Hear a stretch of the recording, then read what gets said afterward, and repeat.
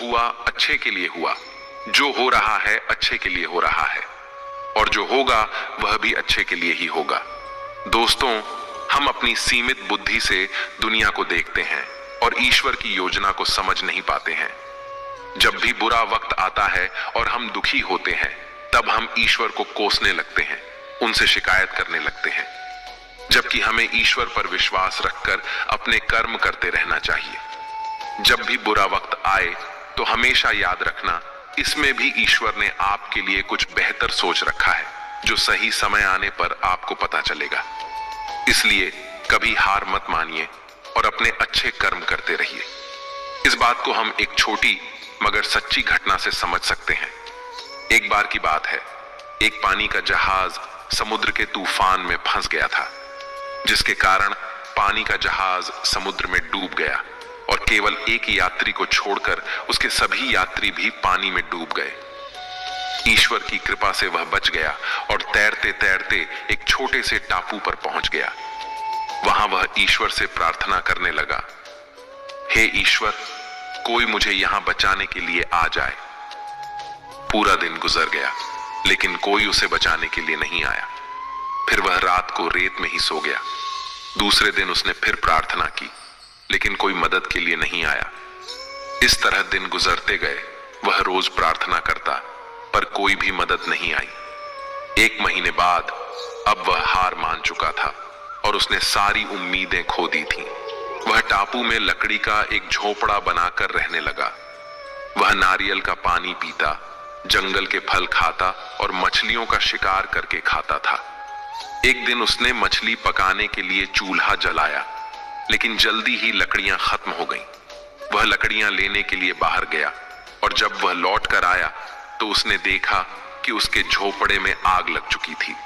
यह देख वह बहुत उदास हुआ और ईश्वर को कोसने लगा। उसने कहा, हे ईश्वर, आप बहुत निर्दय हो।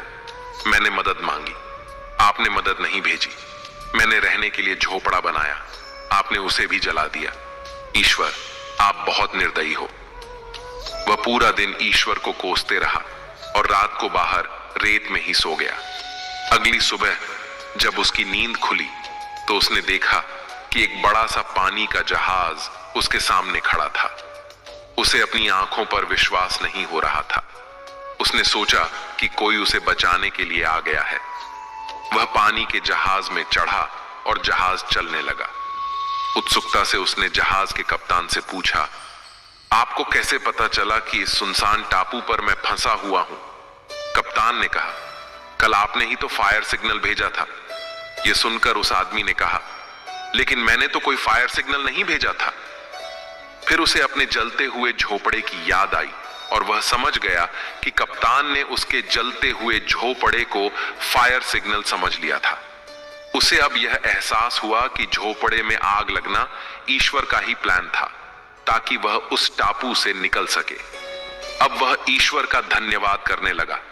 इसीलिए भगवान श्री कृष्ण भगवत गीता में कहते हैं कि मनुष्य को हमेशा ईश्वर पर अटूट विश्वास रखना चाहिए। उसे विपरीत परिस्थितियों में कभी भी अपने मन को विचलित नहीं होने देना चाहिए, क्योंकि भगवान कभी अपने भक्त का बुरा नहीं होने देते। जिस इंसान के चारों तरफ नकारात्मक लोग रहते हैं, उस इंसान का मंजिल से भटक जाना तय है। श्री कृष्ण जी कहते हैं, कठिन समय में समझदार व्यक्ति रास्ते खोजते हैं और कायर व्यक्ति बहाने। हे कृष्ण, तेरे सिवा कहां मिलता है कोई समझने वाला? जो भी मिलता है बस समझाकर ही चला जाता है। कान्हा कहते हैं, अगर तुम्हें किसी ने दुख दिया है तो बुरा मत मानना, क्योंकि लोग उसी पेड़ पर पत्थर मारते हैं जिस पेड़ पर ज्यादा मीठे फल होते हैं। नमस्कार दोस्तों, स्वागत है आपका हमारे चैनल पर।